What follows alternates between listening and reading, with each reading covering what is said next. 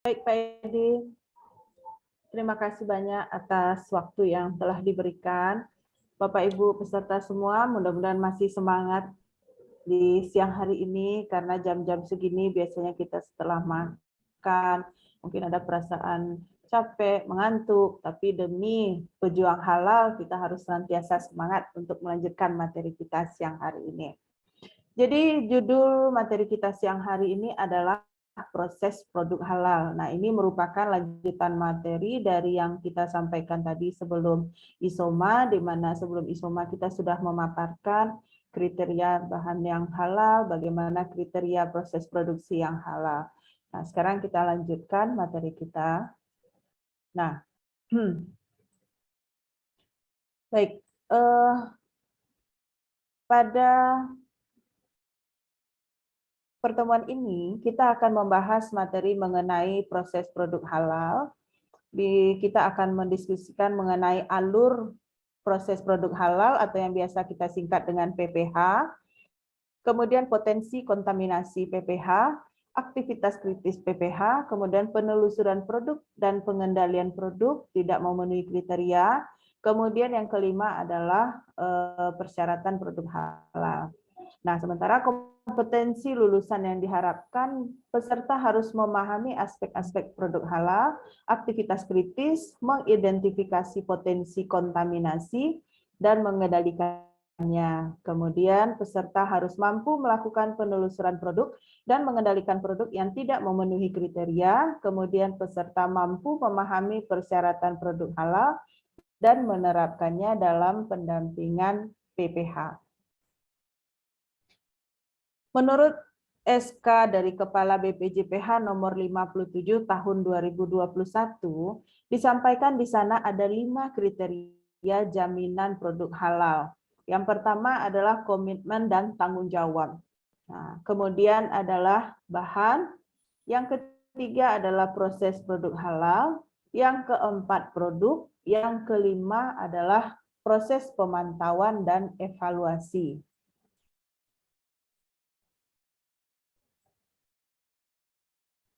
Pertama-tama yang ingin kita ketahui itu, apa SJPH itu? Nah, SJPH itu merupakan singkatan dari Sistem Jaminan Produk Halal, di mana suatu sistem yang terintegrasi, disusun, diterapkan, dan dipelihara untuk mengatur bahan, proses produksi halal, produknya, sumber daya, dan prosedur dalam rangka menjaga kesinambungan dari PPH itu sendiri. Nah, hal ini tertuang dalam pasal 65 PP nomor 39 tahun 2021. Kemudian pada pasal 65 PP nomor ini tadi sudah ya kita paparkan. Kemudian kita lihat pengertian umum. Yang pertama, kalau produk.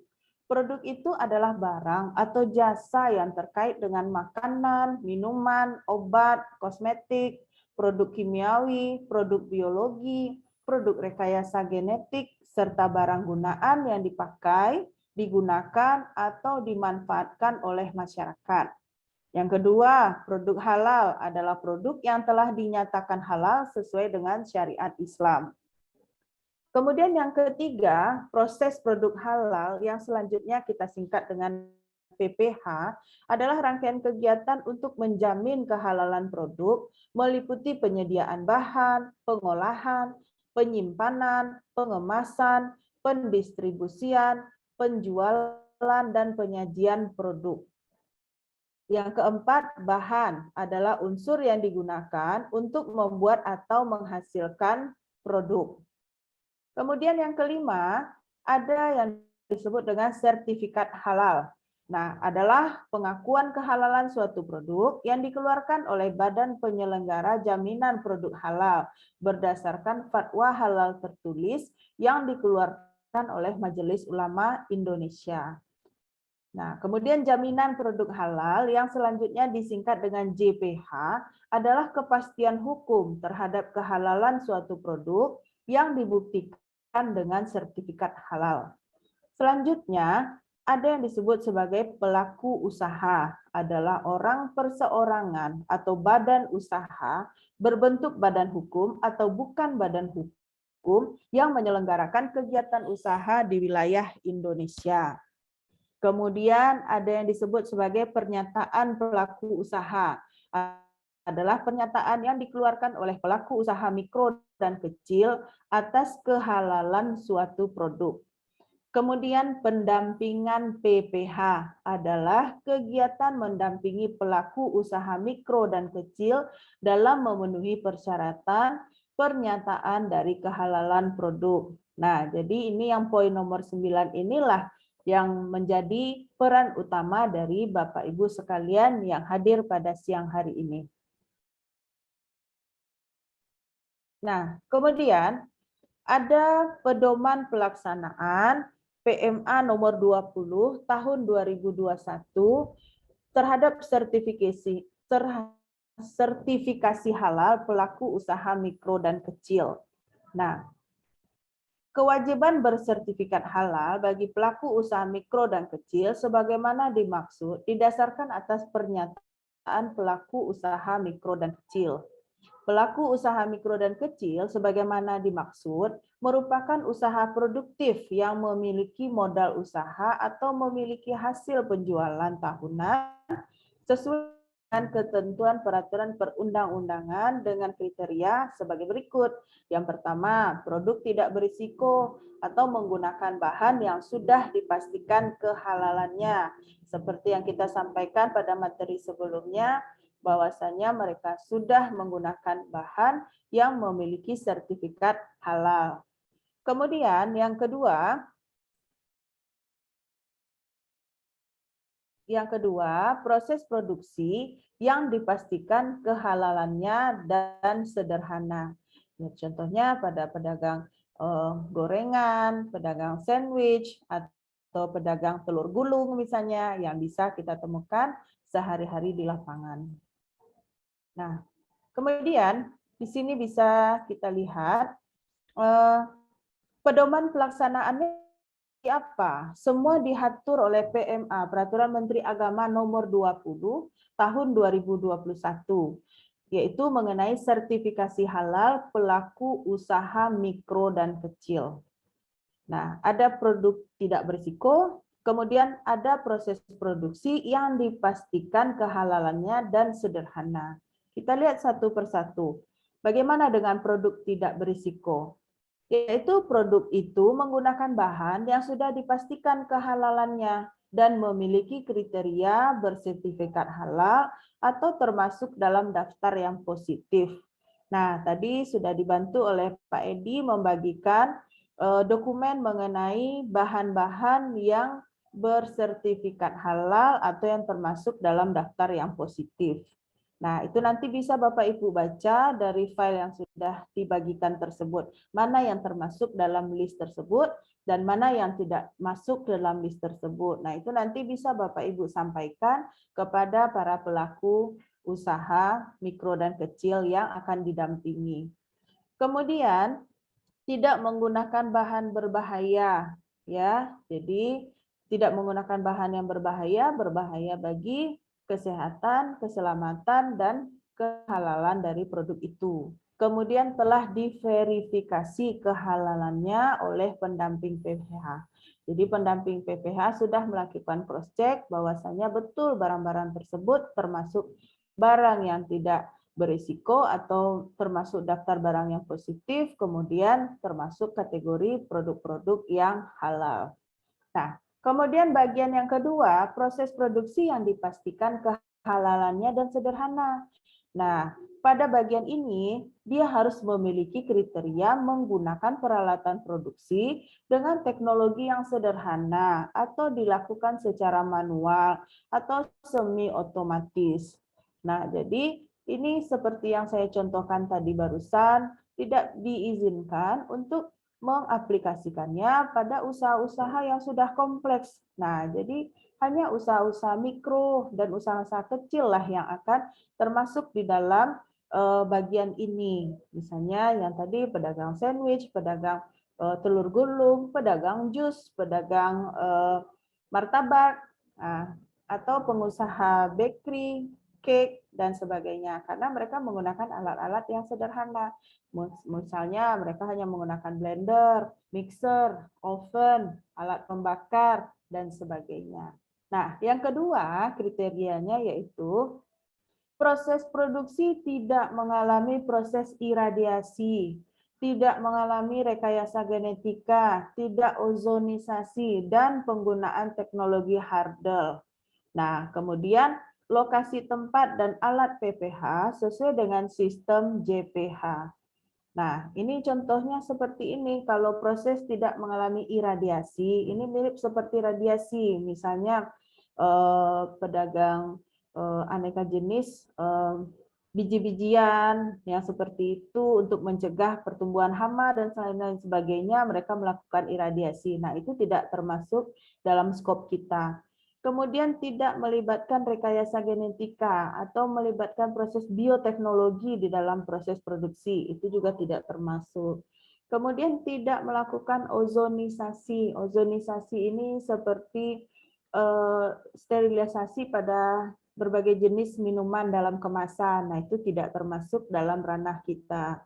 Kemudian tidak menggunakan teknologi Hardel, jadi teknologi yang berlapis pada proses produksinya. Nah, intinya usaha mikro dan kecil itu merupakan usaha yang sederhana, tidak menggunakan peralatan yang kompleks. Nah, sehingga pedoman pelaksanaannya itu termasuk dalam lingkup yang dijelaskan pada PMA nomor 20 tahun 2021 ini ya, Bapak Ibu. Kemudian, sertifikasi halal untuk pelaku UMK itu lebih lanjut berdasarkan standar halal yang ditetapkan oleh BPJPH. Standar halal sebagaimana dimaksud, paling sedikit yang pertama itu dia harus memiliki pernyataan dari pelaku usaha yang berupa akad atau ikrar yang berisi kehalalan produk dan bahan yang digunakan. Nah, itu nanti si pelaku usaha mampu menunjukkan kepada pendamping bahwasannya bahan yang digunakan, proses produksinya, itu semuanya sudah halal. Nah, kemudian standar halal itu juga ada, dia menunjukkan proses produksi halal. Nah, kemudian yang B, adanya pendampingan PPH. Nah, sehingga penerapan SJPH bagi UMK dalam pengajuan sertifikasi halal itu terdiri dari produknya itu sendiri, bahannya, kemudian dia mampu menunjukkan proses produk halal dalam menghasilkan produknya. Nah, ini tadi sama seperti yang kita sampaikan di awal. Yang pertama harus ada komitmen dan tanggung jawab, kemudian adanya bahan, kemudian proses produksi halal, kemudian pemantauan dan evaluasi. Baik, sekarang kita lanjut kepada poin komitmen dan tanggung jawab dari pelaku usaha. Nah, sekarang kita lihat dulu komitmen dan tanggung jawab. Nah, hal ini merupakan pernyataan tertulis manajemen puncak perusahaan untuk selalu fokus mengembangkan dan menerapkan sistem jaminan produk halal dan bertanggung jawab meminimalkan serta menghilangkan segala sesuatu yang tidak halal dan menyesuaikan dengan perkembangan peraturan perundang-undangan atau fatwa dari MUI. Nah, unsur komitmen dan tanggung jawab itu meliputi kebijakan halal, tanggung jawab manajemen puncak, kemudian pembinaan sumber daya manusia. Artinya, seluruh SDM yang terlibat dalam proses produksi itu memiliki komitmen untuk melakukan proses produksi halal dan untuk menghasilkan produk yang halal. Nah, kemudian adanya kebijakan halal dalam bentuk pernyataan tertulis seperti yang sudah disampaikan di awal, mulai dari pimpinan hingga seluruh proses produksi yang digunakan, bahannya halal, proses produk halal, menghasilkan produk yang halal, sesuai dengan persyaratan sertifikasi halal secara berkesinambungan dan konsisten. Konsisten artinya memiliki komitmen untuk melakukan itu secara terus-menerus dan tidak pernah up and down, selalu fokus bahwasanya melakukan hal-hal yang sifatnya konsisten untuk mulai dari pengadaan bahan, alat, proses produksi hingga produk yang dihasilkan itu harus halal. Nah, kebijakan halal bagi pelaku usaha itu yang pertama menetapkan kebijakan halal, yang kedua melaksanakan kebijakan halal secara konsisten. Kemudian memastikan kebijakan halal yang ditetapkan dipahami dan diterapkan oleh seluruh personel dalam organisasi. Jadi tidak hanya pimpinan saja, tetapi seluruh sumber daya manusia yang terlibat dalam usaha tersebut, mereka memiliki mindset dan komitmen yang sama. Setelah itu, mensosialisasikan dan mengkomunikasikan kebijakan halal kepada seluruh pihak-pihak yang terkait di dalam proses produksinya. Nah, sekarang kita lihat bagaimana tanggung jawab dari manajemen puncak, yaitu menjamin tersedianya sumber daya yang memadai untuk penyusunan, penerapan, perbaikan yang berkelanjutan. Kemudian menetapkan dan melakukan registrasi terhadap penyelia halal atau pendamping halalnya. Kemudian memastikan semua personel menjaga integritas. Kemudian menetapkan tim manajemen halal, tugasnya seperti apa, tanggung jawabnya seperti apa. Kemudian melibatkan seluruh pihak-pihak terkait yang disertai dengan bukti tertulis. Nah, kemudian bagaimana pada proses pembinaan sumber daya manusianya? Perusahaan harus melakukan pembinaan melalui pelatihan atau peningkatan kompetensi bidang halal. Nah, jadi melalui dengan mendatangkan narasumber, memberikan informasi, memberikan edukasi kepada seluruh SDM yang terlibat pada proses produksi tersebut. Nah, ini penjelasan mengenai komitmen dan tanggung jawab. Kemudian kita lanjutkan kepada ketentuan bahan. Bagian ini diatur dalam Undang-Undang Nomor 33 Tahun 2014 Pasal 17 sampai 20 dan Peraturan Pemerintah Nomor 39 Tahun 2021 Pasal 62. Nah, poin ini sudah kita jelaskan pada materi 4 ya. Bahan yang digunakan dalam proses produk halal itu terbagi 4. Ada bahan baku, ada bahan olahan, ada bahan tambahan, dan bahan penolong. Yang kemudian lagi keempat kriteria bahan itu berasal dari hewan, tumbuhan, maupun mikroba. Kesemua jenis yang berada dalam kelompok ini harus berada dalam kategori bahan yang halal. Nah, daftar produk dan bahan yang digunakan dalam proses produk halal harus merupakan produk dan bahan halal yang dibuktikan dengan sertifikat halal, kecuali berasal dari alam berupa tumbuhan dan bahan tambang tanpa melalui proses pengolahan tadi. Kemudian dikategorikan tidak berisiko mengandung bahan yang diharamkan. Kemudian tidak tergolong berbahaya serta tidak bersinggungan dengan bahan yang haram. Nah, ini tadi ya, ini sudah ada materinya pada materi 4 yang barusan kita diskusikan. Nah, kemudian kita harus memperhatikan dokumen pendukung bahan. Nah, dokumen pendukung bahan itu tadi sifatnya harus valid atau masih berlaku, tidak ada yang expired atau kadaluarsa. Nah, dokumen pendukung itu pastinya sertifikat halal dari bahan-bahan yang kita gunakan, ya. Atau misalnya ada pernyataan bahwasanya bahan yang kita gunakan itu bebas dari mengandung babi, yang harus dikeluarkan oleh produsen, bukan dari distributor atau dari supplier. Nah, jadi itu dalam bentuk pernyataan tertulis. Jadi segala sesuatu disampaikan secara tertulis dan harus bisa dipertanggungjawabkan oleh produsen. Nah, ini merupakan proses produk halal ya, sesuai dengan peraturan pemerintah nomor 39 tahun 2021 pasal 62. Nah, pada proses produk halal ini menunjukkan rangkaian kegiatan untuk menjamin kehalalan produk mencakup penyediaan bahan, pengolahan, penyimpanan, pengemasan, pendistribusian, penjualan, dan penyajian produk.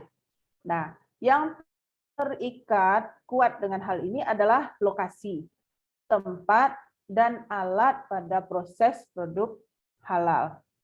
Wajib dijaga kebersihan dan higienitasnya, bebas dari najis dan bahan yang tidak halal. Nah, itu persyaratan yang pertama. Kemudian yang kedua, wajib dipisahkan dengan lokasi, tempat, dan alat proses produk yang tidak halal.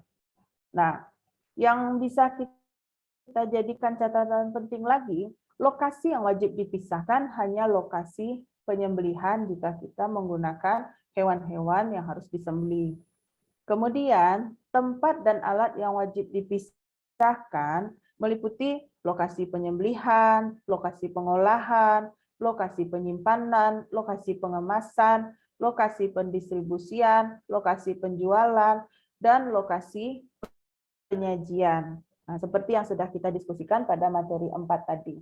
Jadi tidak tercampur antara yang halal dengan yang haram.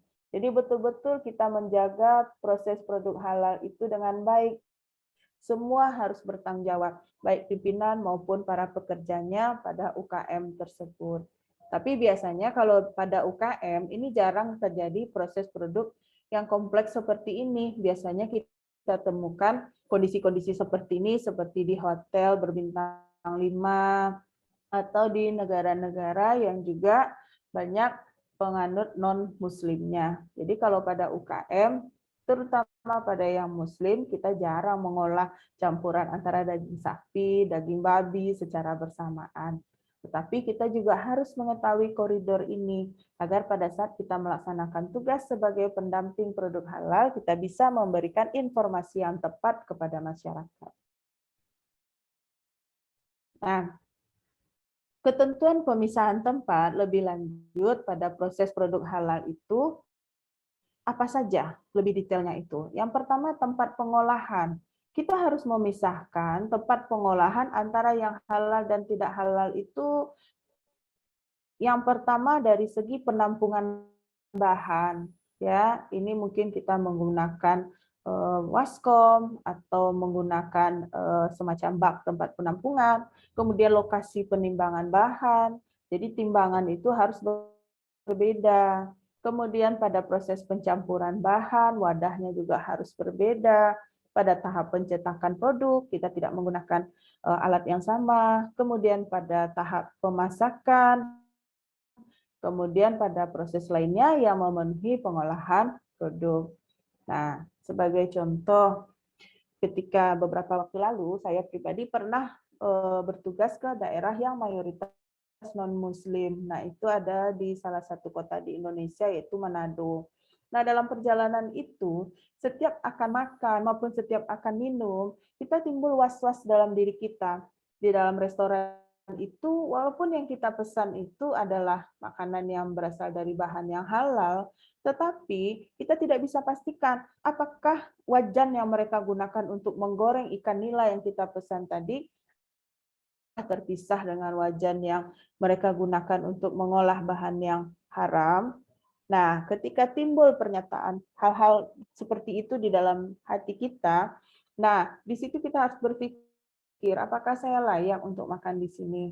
Nah, pada saat itu saya pribadi berpikir bahwasanya lebih baik tidak usah makan di luar karena kita khawatir akan kehalalannya, karena pengusaha yang membuka warung makan tersebut ternyata juga non-muslim, ya. Lebih baik kita skip untuk makan di situ, kita berpikir untuk mencari tempat yang lain karena kita tidak bisa yakinkan diri kita pada tempat pengolahan itu tidak tercampur dengan bahan yang haram.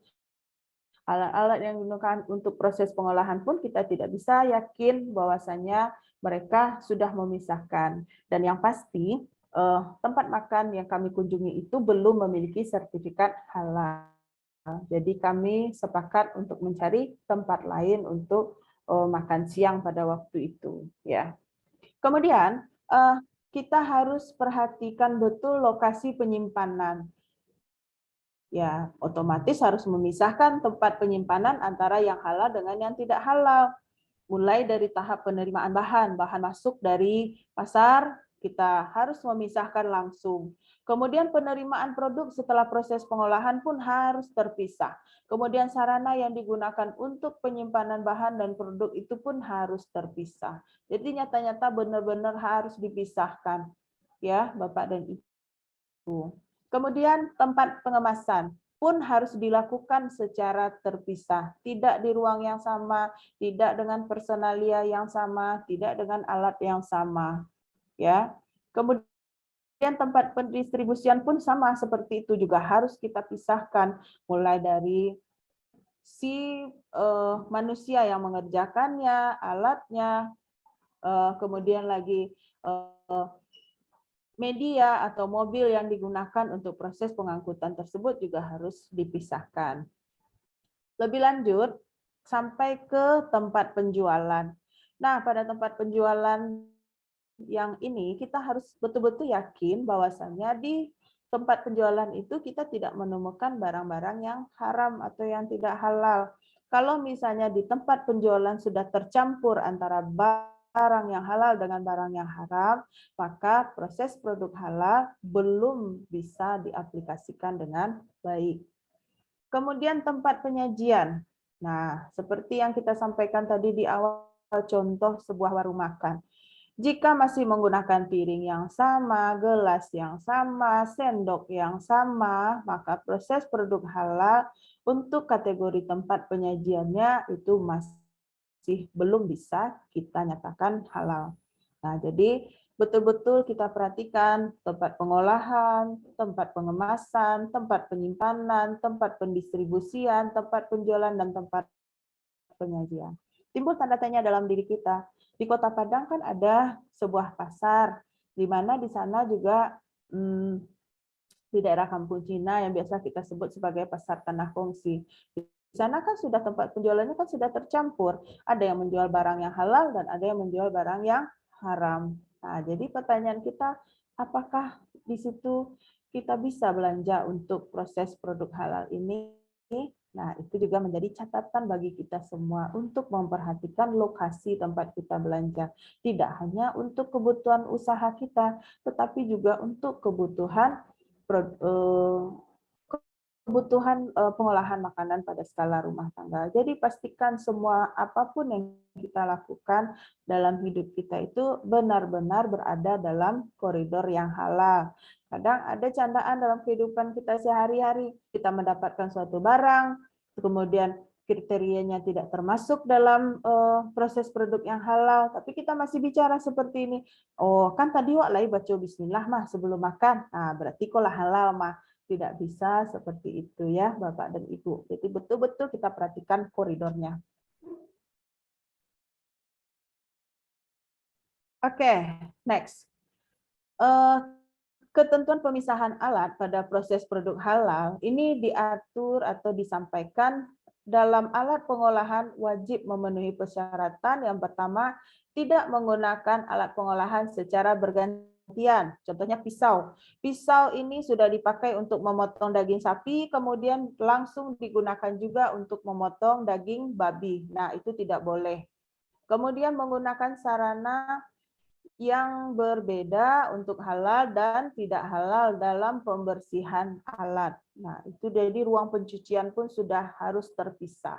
Kemudian menggunakan sarana yang berbeda untuk halal dan tidak halal dalam pemeliharaan alat. Ya, jadi alat-alat yang kita gunakan untuk maintenance, untuk service, untuk penyimpanan, untuk gudang itu semuanya betul-betul terpisah. Untuk alat yang digunakan untuk memproses bahan yang halal dengan alat yang memproses bahan yang tidak halal, itu pun harus terpisah proses maintenance atau pemeliharaannya. Nah, kemudian tempat penyimpanan pun juga harus terpisah seperti yang saya sampaikan barusan. Kemudian alat pada proses produk halal wajib dijaga kebersihan dan higienitas, bebas dari najis dan bebas dari bahan yang tidak halal. Kemudian setiap bagian peralatan, perangkat, dan mesin yang bersentuhan langsung dengan PPH wajib dijamin tidak terbuat dari bahan yang tidak halal. Nah, jadi bahan pun harus halal. Contohnya seperti kuas yang kita gunakan untuk mengoles bumbu-bumbu pada aneka jenis produk yang dibakar seperti ikan bakar maupun ayam bakar. atau menggunakan filter atau saringan dari merupakan filter itu merupakan bagian dari babi, itu juga tidak boleh untuk digunakan. Jadi semua peralatan yang kita gunakan pada proses produk halal berasal dari bahan-bahan yang juga halal, ya. Nah, kemudian dilarang menggunakan alat penolong dari bahan yang tidak halal. Contohnya tadi ada sikat kuas dari bulu babi. Pada alat distribusi, wajib memenuhi persyaratan tidak menggunakan alat secara bergantian dengan yang dipakai untuk pendistribusian produk tidak halal. Kemudian menggunakan sarana yang berbeda untuk yang halal dan yang tidak halal dalam pembersihan alat. Misalnya alat yang digunakan untuk mencuci, box pengangkutan pada ini misalnya olahan daging yang berasal dari daging babi, kemudian ini daging sapi. Nah, itu harus berbeda. Kemudian menggunakan sarana yang berbeda untuk pemeliharaan alat, kemudian tempat penyimpanan alat sendiri untuk yang halal dan yang tidak halal. Jadi dengan kata lain tidak boleh tercampur antara yang halal dengan yang haram. Semua harus betul-betul kita pisahkan. Kemudian ketentuan pemisahan alat juga diatur, yaitu alat untuk penjualan wajib memenuhi persyaratan tidak menggunakan alat penjualan secara bergantian dengan yang digunakan untuk penjualan produk yang tidak halal. Kemudian yang kedua, menggunakan sarana yang berbeda untuk yang halal dan yang tidak halal dalam pembersihan alatnya. Jadi mirip seperti tadi ya Bapak Ibu, kemudian sarana yang berbeda untuk yang halal dan yang tidak halal dalam pemilihan alat, juga untuk alat penyajian juga seperti itu. Tidak boleh bertukar-tukar, tidak boleh berganti-gantian alat penyajian. Ini piring dipakai untuk penyajian daging dari babi, tidak bisa digunakan untuk penyajian daging yang diolah dari daging sapi. Kemudian ada gelas yang kita sajikan untuk air minum yang terbuat dari bahan yang halal, jangan kita gunakan pula untuk menyajikan minuman yang mengandung khamir maupun alkohol yang tidak dihalalkan secara Islam.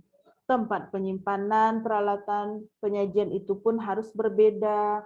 Nah, semuanya harus ada jelas pembagiannya, tidak tercampur antara penyajian alat-alat untuk produk yang halal dengan produk yang tidak halal. Nah, ini biasanya di perhotelan ya atau catering besar. Nah, sekarang kita lanjutkan pembahasan kita mengenai prosedur dalam proses produk halal. Yang harus kita perhatikan pertama-tama adalah membuat rencana produksi atau worksheet, harus mengacu pada matriks bahan. Ya, kita harus membuat perencanaan bahannya apa, alatnya apa, resep pembuatannya seperti apa. Nah, itu semuanya harus terencana dengan baik sejak awal. Yang kedua, bahan yang dapat digunakan dalam proses produk halal hanya yang terdapat dalam daftar bahan. Daftar bahan itu yang dimaksud di sini adalah daftar bahan yang berada dalam kategori halal. Kemudian, lini produksi dipastikan hanya digunakan untuk bahan-bahan yang halal. Jadi tidak ada terikut di dalam proses produksi itu adalah bahan-bahan yang haram. Kemudian yang keempat, bahan dipastikan terbebas dari kontaminasi najis dan bahan yang haram. Kemudian apabila lini produksi juga digunakan untuk bahan yang belum disertifikasi halal, maka prosedur pembersihan dipastikan dapat menghilangkan atau menghindari produk dari kontaminasi silang.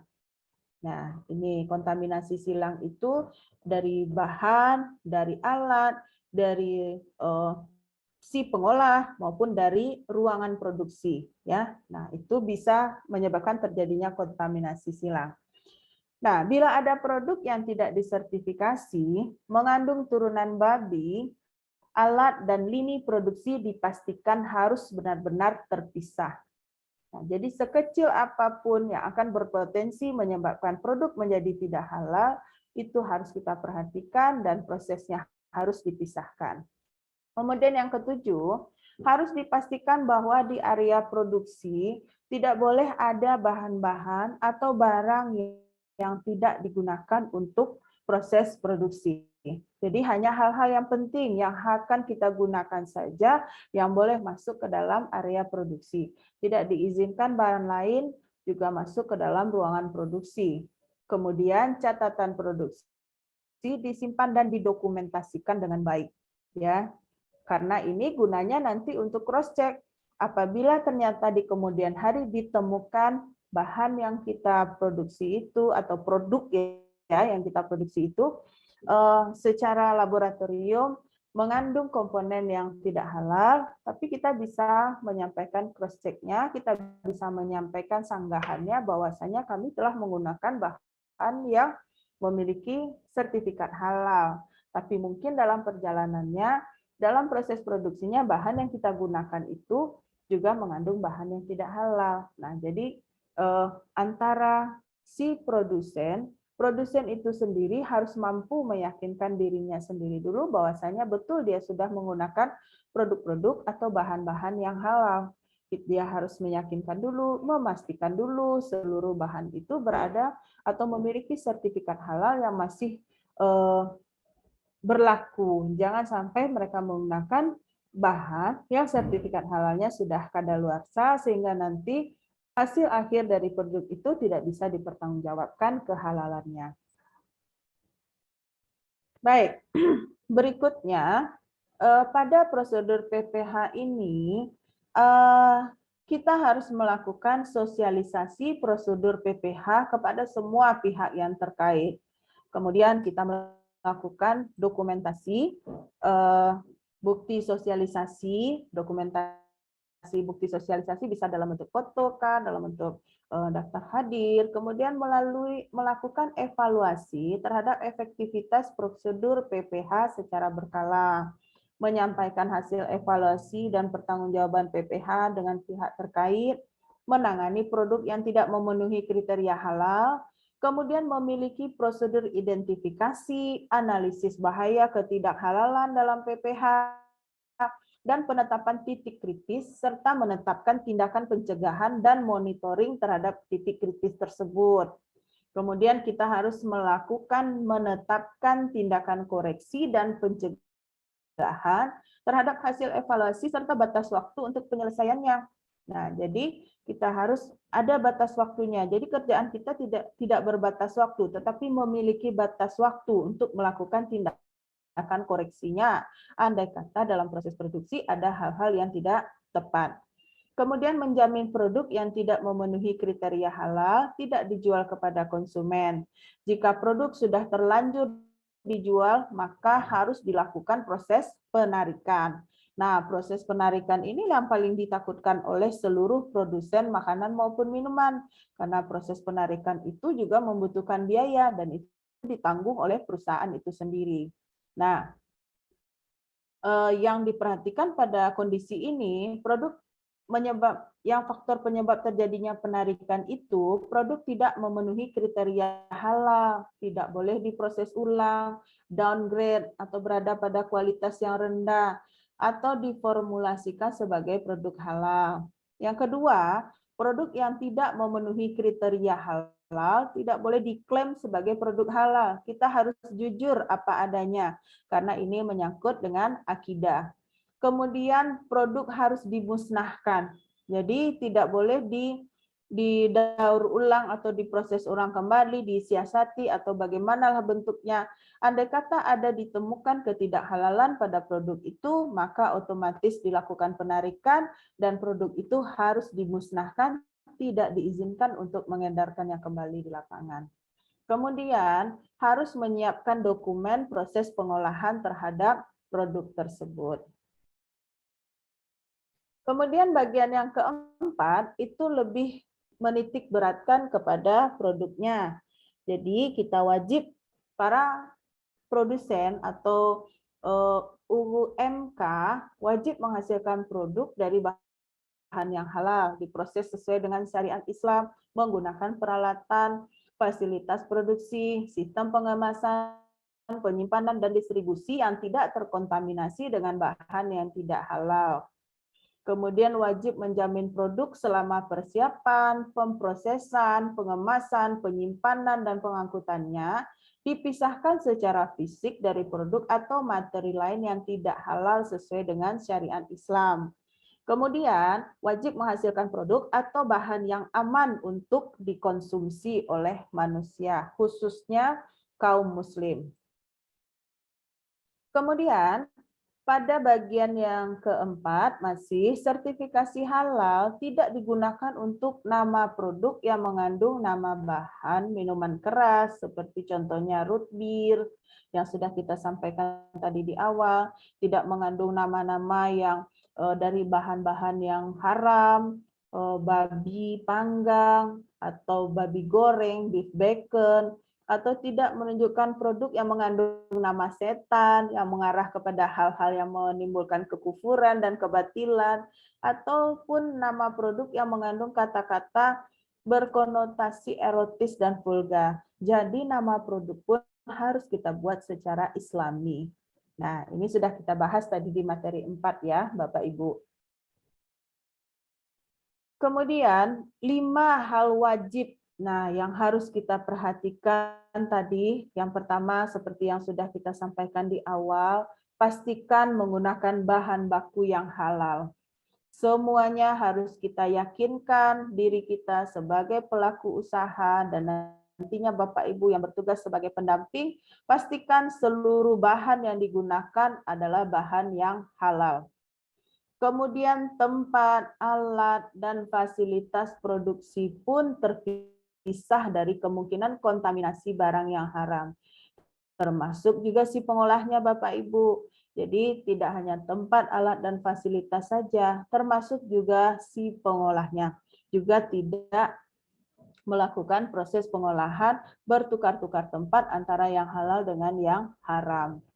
Kemudian pada proses produksi tidak tercampur dengan bahan atau barang yang mengandung najis maupun haram. Kemudian tempat penyimpanan harus disimpan terpisah dari barang haram atau najis. Kemudian proses distribusi pun harus dilakukan secara terpisah dan terhindar dari kontaminasi barang yang haram ataupun najis. Nah, jadi ini 5 kunci. 5 hal wajib yang harus dipenuhi dalam PPH. Yang pertama adalah bahan baku, yang kedua proses produksi, yang ketiga tempat, alat, dan fasilitas produksi, yang keempat lokasi penyimpanan, yang kelima adalah pada proses distribusinya.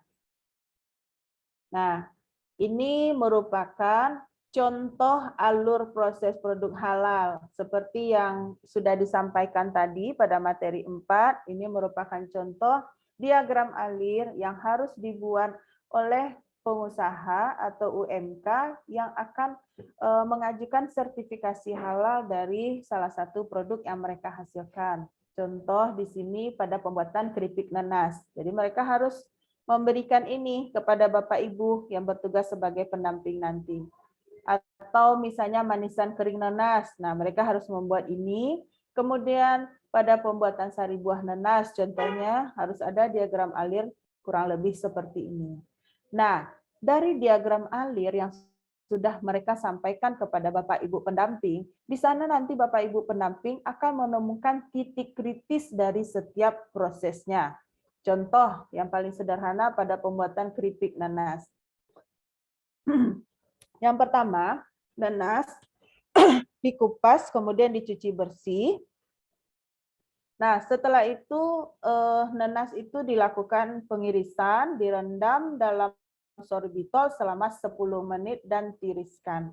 Nah, di sini kita menemukan satu titik kritis menggunakan bahan sorbitol. Nah, ini harus kita yakinkan apakah ini halal atau haram. Nah, kemudian goreng nanas dalam vakum selama 45 menit. Nah, pada proses penggorengan nanas, otomatis kita akan menggunakan minyak goreng. Pastikan kita menggunakan minyak goreng yang halal. Kita ketemu titik kritis yang kedua. Kemudian tiriskan dan dinginkan. Kita menemukan titik kritis yang keempat. Alat untuk penirisannya apakah terbuat dari bahan yang halal atau yang haram. Nah, kalau biasanya untuk penirisan ini menggunakan penyaringan yang stainless steel, atau kalau mereka menggunakan penyaringan lain, nah mereka harus menjelaskan kepada para pendamping. Yang ketiga, kita menemukan Berikutnya kita menemukan titik kritis selanjutnya dalam bentuk kemasan. Nah, kemasan seperti apa yang digunakan? Apakah termasuk kriteria kemasan yang halal ataukah kemasan yang tidak halal? Nah, jadi berdasarkan contoh yang pertama ini, mudah-mudahan Bapak Ibu pendamping bisa juga mencari titik kritis dari manisan kering nanas maupun dari sari buah nanas ataupun dari produk-produk makanan atau minuman yang lain dari UMK yang akan menjadi contoh sampel Bapak Ibu gunakan pada tugasnya nanti. Nah, ini juga selain nanas, sirup nanas. Nah, kemudian kita sampai kepada tahap yang kelima, pemantauan dan evaluasi. Nah, ini tujuannya untuk melakukan audit secara internal minimal setiap 1 tahun sekali untuk melakukan pemantauan terhadap penerapan sistem jaminan produk halal. Jadi 1 kali dalam setahun kita harus melakukan audit internal. Kemudian yang kedua, melakukan kaji ulang manajemen untuk mengevaluasi penerapan sistem jaminan produk halal. Yang ketiga, kita harus memiliki prosedur audit internal dan kaji ulang manajemennya. Kemudian yang keempat, melakukan pemeliharaan bukti pelaksanaan audit internal dan kaji ulang manajemen harus dipelihara. Yang kelima, laporan hasil audit internal dan kaji ulang manajemen sesuai dengan ketentuan dari Badan Penyelenggaraan Jaminan Produk Halal.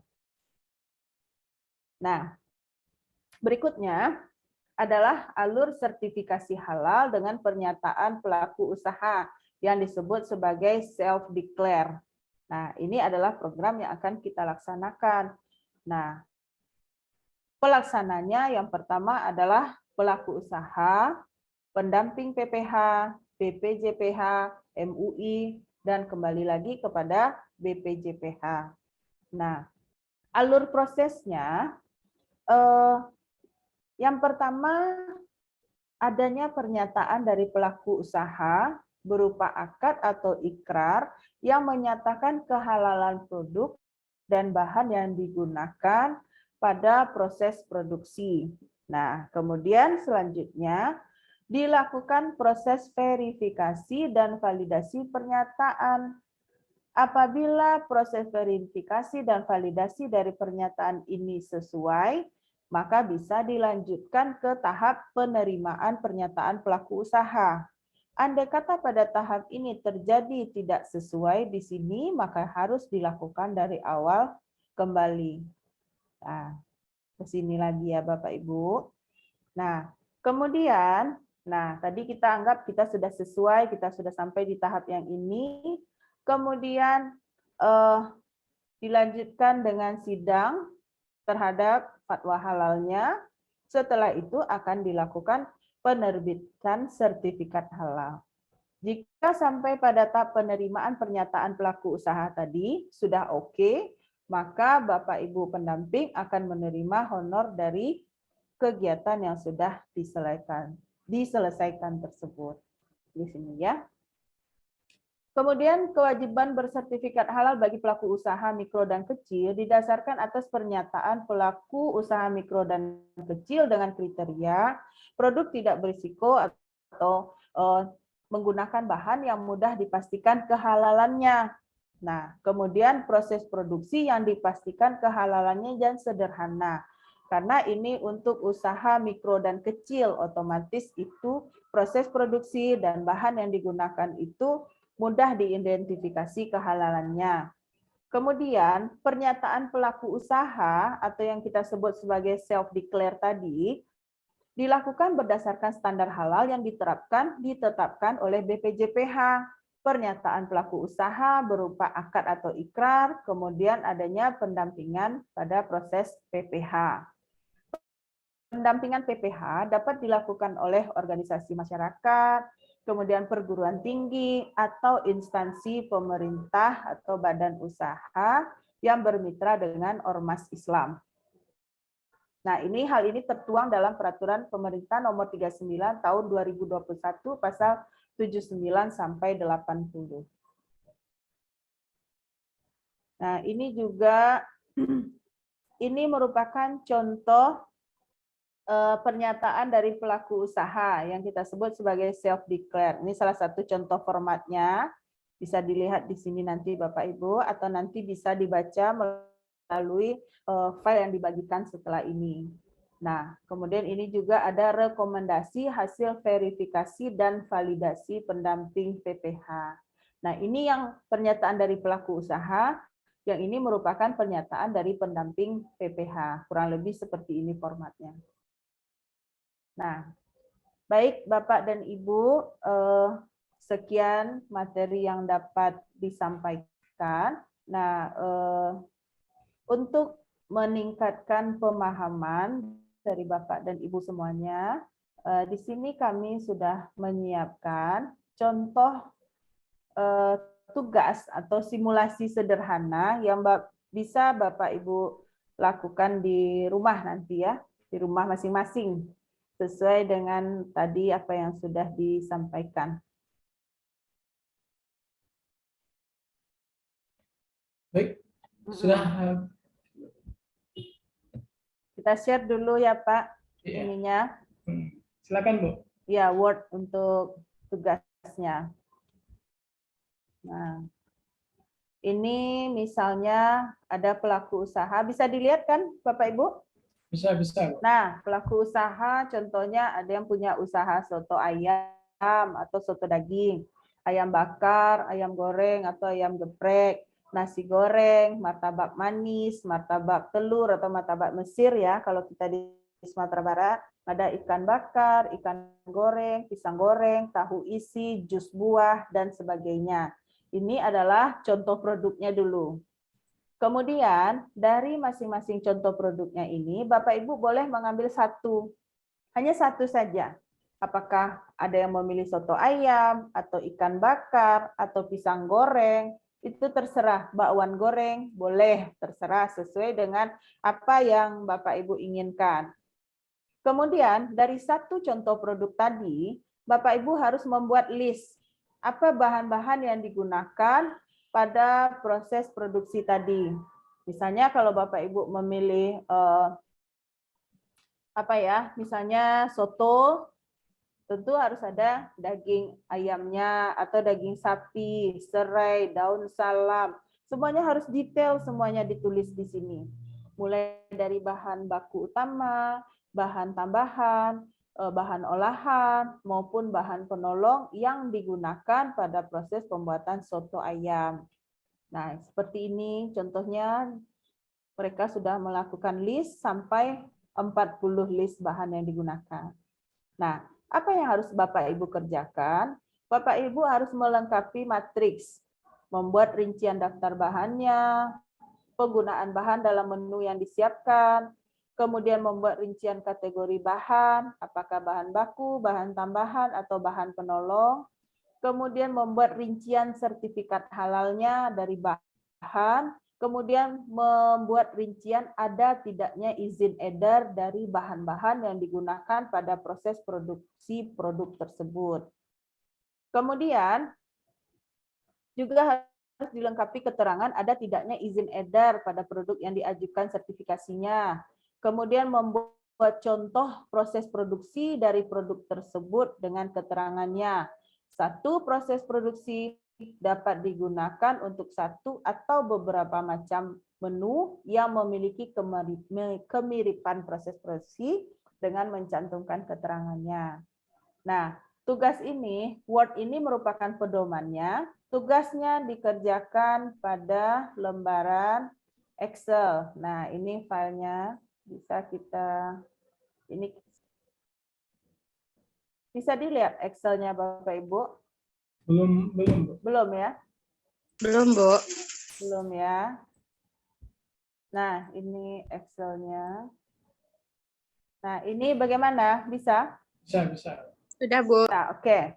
Nah, tadi kan di Word tadi Bapak Ibu sudah baca. Kemudian Bapak Ibu harus masukkan dalam tabel yang pertama. Ada tabel matriks daftar produk. Ya. Matriks penggunaan bahan dalam produk, contoh tadi soto ayam, ya. Dan ada beberapa list bahan. Anggaplah soto daging tadi nomor 1. soto ayam nomor 2, nomor 3 ada produk yang lainnya tadi kan, yang di Word itu. Kalau dia menggunakan beras, kita checklist di nomor 1. Untuk produk yang nomor 1, kalau dia menggunakan apa dari list bahan yang 40 tadi. Sampai misalnya usaha pisang goreng di nomor berapa, nomor 9, entah nomor 8 tadi, kita checklist di sini. Simple, sederhana, yang untuk matriks daftar produk. Kemudian untuk matriks rincian bahan, nah di sini baru kita melakukan searching untuk mendapatkan sertifikat halal dari bahan yang digunakan tersebut. Misalnya di sini ditulis sebagai contoh adalah pisang. Nah ini tentu produknya adalah pisang goreng. Nah, kategorinya apa? Pisang itu sebagai bahan baku. Produsennya siapa? Petani kan, langsung dari lapangan.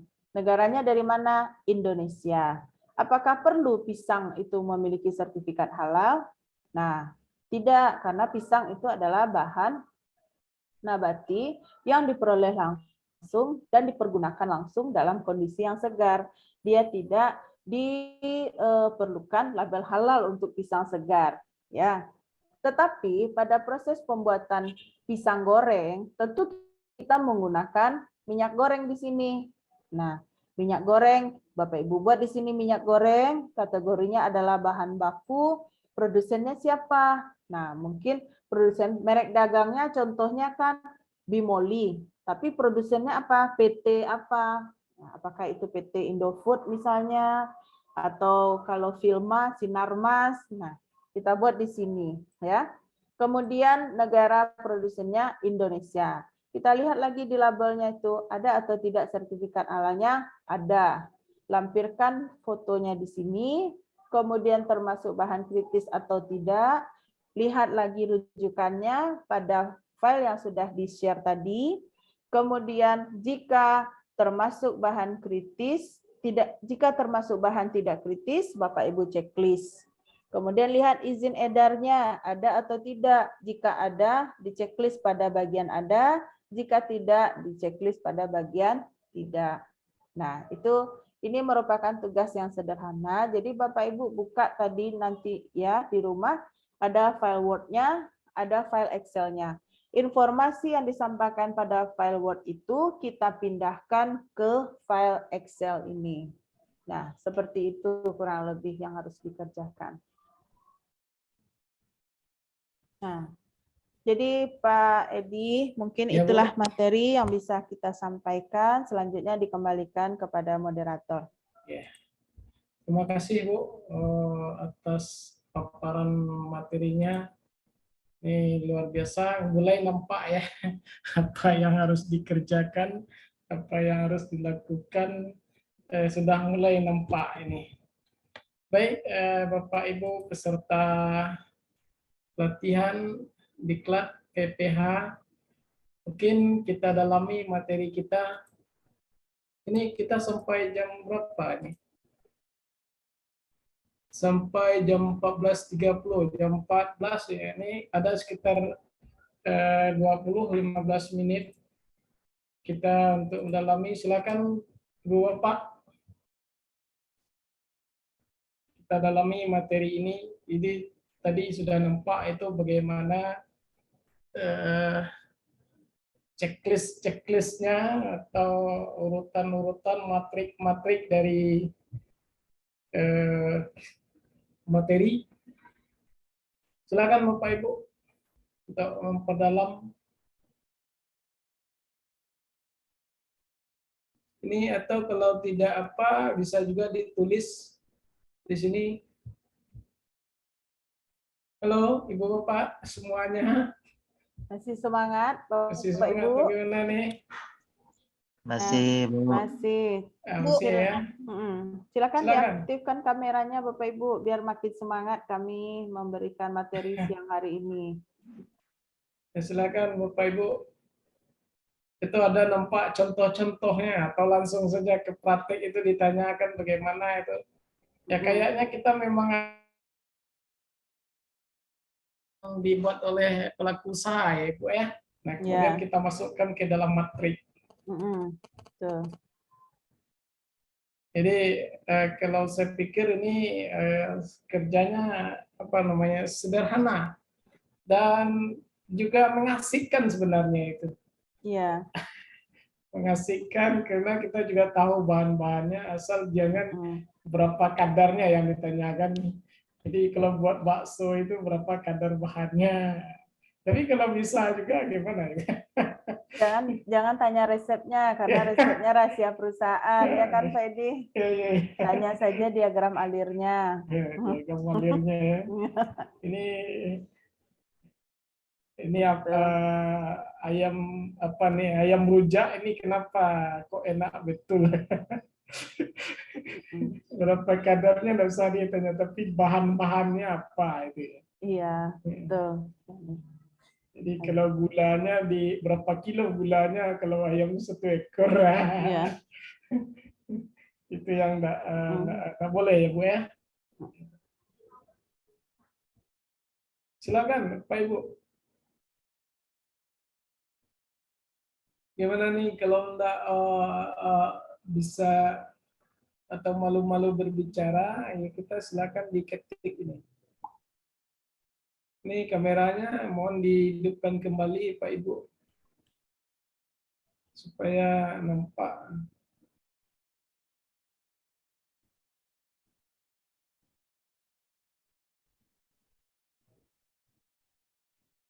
Silakan Pak Ibu. Tadi ada 2 pertanyaan dari chat yang belum sempat kita jawab tuh Pak Edi. Ya silakan Dari Bu. kolom chat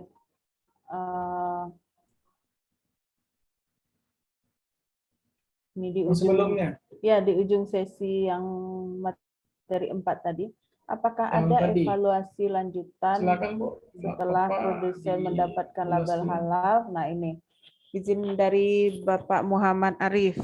Apakah ada evaluasi lanjutan bulanan atau tahunan setelah produsen mendapatkan label halal atau sertifikat halal? Ada, sesuai dengan materi yang barusan kita sampaikan. Nah, itu dilakukan secara berkala setiap tahun untuk menjamin konsistensi dalam proses produk halalnya. Nah, kemudian ada lagi pertanyaan, Mama saya menjual obat herbal HNI HPAI. Apakah bisa diajukan untuk mendapatkan sertifikat halal? Bisa, tetapi tidak bisa dengan metode self declare, ya kan Pak Edi? Karena lebih kompleks, karena untuk memproduksi obat itu sudah menggunakan teknologi yang kompleks di sana, tidak sederhana lagi. Nah, kalau kita dalam self declare ini Bapak Ibu semua yang sederhana, yang punya usaha jus, yang menggunakan membuat usaha nasi goreng, kafe-kafe yang nasi gorengnya mungkin yang dibuat halalnya, pisang coklat kah, sandwich kah, atau misalnya apa lagi, pokoknya semua jajanan lah yang ada di seputaran tempat tinggal kita yang sederhana gitu. Ya kayaknya banyak betul. Di saya aja kalau sudah turun ke Bebas itu luar biasa. Iya. Apalagi di kampus itu menjamur sekali. Iya.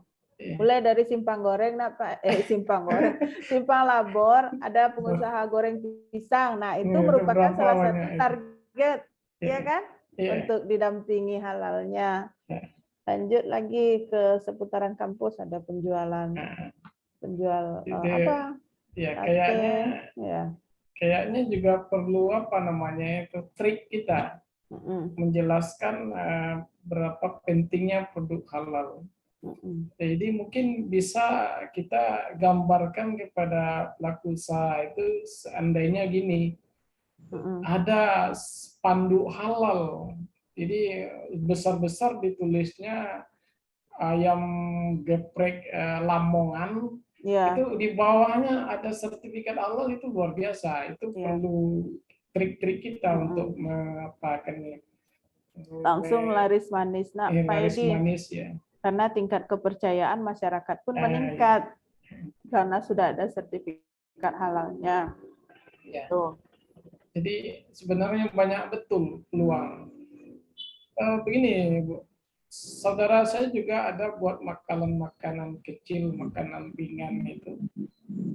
itu boleh dikatakan kan industri keluarga, artinya perharinya itu perbungkus cuma gitu kan. Jadi ini bisa kan diajukan itu ya Bu ya? Bisa, bisa Pak. Tadi kan dicontohkan aneka jenis usaha kerupuk, aneka jenis usaha keripik. Nah, Iya. itu. Cuman yang rumit yang tadi yang dari hasil-hasil olahan yang daging seperti yang disampaikan oleh Pak Ikrar tadi. Karena Seperti bakso, itu ya. iya bakso, sate gitu kan Iya. Pak. Gitu. Yang dari daging sapi. Ya silakan Bapak Ibu peserta ini yang bertanya apa itu kita kasih pula nilai plusnya gitu ya Pak. Iya. Jangan-jangan ngantuk, Nak. Pak Zul ngantuk, Pak. Pak Irsan, Ibu Elsa, Pak Arif. Pak Iksan ya. Gimana sudah nampak apanya? Silakan kita diskusikan atau sudah mengerti ini Bu? Ini ada lagi pertanyaan di kolom chat. Nah, ada nih. Alem Maulana. Ya. Apakah pada saat terjun ke lapangan harus ada bukti dokumentasi yang diupload pada web Si Halal? Nah, ini semangat nih Pak Alem nih. Nah, Ini sudah mulai nampak apa itu? Sabar dulu Sudah ya mau Pak. ke lapangan ini Bu. Nanti kita akan bahas di sesi berikutnya. Kita akan berselancar di web Si Halal. Nanti akan dijawab oleh trainer selanjutnya. Supaya kita lebih fokus satu-satu dulu. Gitu. Sekarang kita bahas bahannya aja dulu, Pak. Ya, bahan-bahannya. Jadi bahan yang dipergunakannya kayak Raiko lah taruh Bu. Itu yang kita catat ya, Bu ya. Kita buktikan di matrik tadi. Betul, betul sekali, Pak. Ya. Nah, jadi itu yang kita catat di matriksnya. Sekalian Bapak Ibu berlatih untuk mencari apakah sertifikat halal dari bahan tersebut masih berlaku ataukah sudah kadaluarsa. Nah, jadi maksud dan tujuan tugas yang diberikan tadi kepada Bapak dan Ibu untuk berlatih melakukan cross check. Nah, kalau seandainya di dalam label dari produk itu sudah ada sertifikat halal, tapi kita belum bisa menerima secara langsung apakah dia masih berlaku atau tidak. Nah, seperti itu. Itu di mana di cross check-nya itu, Bu? Nah, bisa tadi di halal.halal.org. Berarti ada linknya ya, Bu ya? Bisa. Ada webnya ya? Atau kalau misalnya langsung saja kita googling, nah kita bisa lihat sertifikat halal, misalnya minyak Raiko goreng tadi. Bimoli, minyak goreng atau Raiko, nah itu juga bisa. Bisa kita cari di sana. Berarti di itu Google. yang kita masukkan ke dalam matrik itu ya, Bu ya? Iya, betul. Jadi betul. sampai kalau ada bahannya sampai puluhan, berarti puluhan itu yang kita buat. Iya, betul Pak. Nah, jadi nanti tugas ini Bapak Ibu selesaikan. Kemudian Bapak Ibu harus masing-masing harus membuat folder. Nanti teknisnya akan dijelaskan oleh Bu Iva. Buat folder masing-masing. Kemudian seluruh tugas-tugas yang diberikan itu dimasukkan dalam satu folder dan dikirim ke email panitia. Nanti akan diinformasikan kepada Bapak dan Ibu semuanya. Ini Bu ada pertanyaan. Pelaku usaha yang waktu sertifikat halal jangka waktunya berapa lama? Ini apa maksudnya nih? Pak siapa nih? Mungkin Ibu tahu nih apa maksudnya. Jangka waktu sertifikat halal. Iya. Pelaku usaha yang waktu sertifikat halal jangka waktunya berapa lama? Kemudian dari Ibu Rini juga ada. Ketika bahan dari produk pelaku usaha tidak sesuai, apakah tindak lanjut dari pendamping halal, pendamping PPH, memberikan saran untuk menggunakan bahan yang halal? Karena kan tidak satu jalan ke Roma. Minyak goreng tidak hanya Bimoli, tapi ada merek lain. Penyedap rasa tidak hanya Royco, tetapi juga ada merek lain. Ya. Kemudian gula pasir dalam kemasan tidak hanya Gulaku, tetapi juga ada merek lain. Nah, jadi tugas kita pendamping memberikan masukan atau mengarahkan dari pelaku usaha untuk mencari produk lain yang masih aktif sertifikat halalnya. Itu. Berapa lama sertifikat halal itu biasanya Nah itu. Berapa lama ya biasanya? 4 atau 5 tahun ya paling lama. Gitu. Bu, Itu tugas iya, Bu, tugas ada di rumah ketentuan. itu yang nggak punya laptop gimana cara kerjakannya, Bu? Nah, ini gimana nih, Irsan? Yang tidak punya laptop gimana cara kerjakannya, Bu? Gimana nih caranya, Pak Edi? Pak Miftah? Ini kalau kayak gini pertanyaan bisa nggak lulus nih.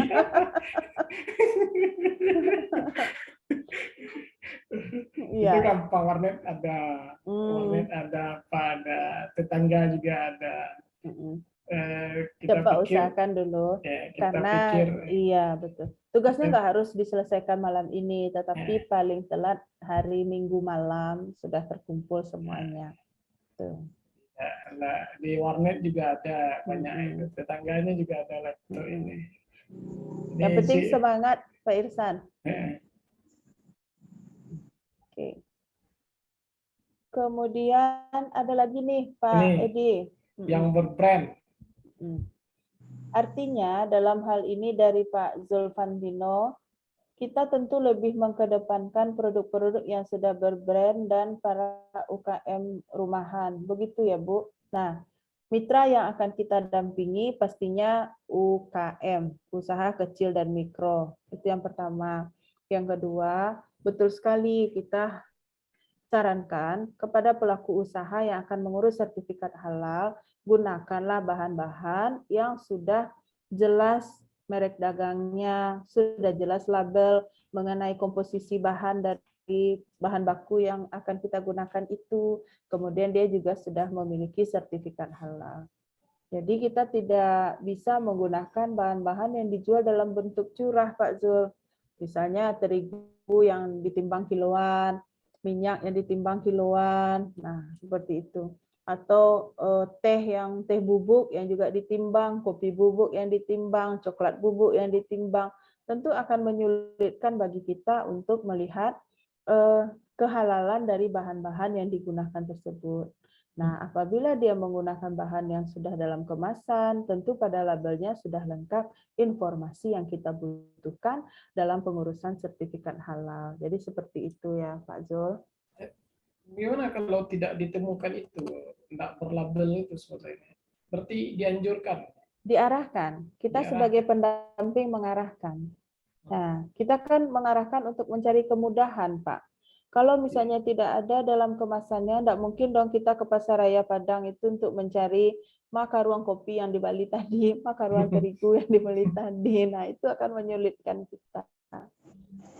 Seperti itulah lebih kurang, Pak. Ya, baik, Bu. Mungkin kayaknya waktu sudah 14.24. Sesuai dengan jadwal, setelah ini kita masuk lagi ke materi yang ke-6. Ya, yang ke-6, verifikasi dan validasi. Itu yang disampaikan oleh aplikator akhir MSI. Baik, Ibu. Bu Lady udah join. Assalamualaikum, Bu Lady. Oh, sudah hadir ya? Ya. Ibu Lady Yulia. Ya. Terima kasih banyak. Mohon maaf kemarin.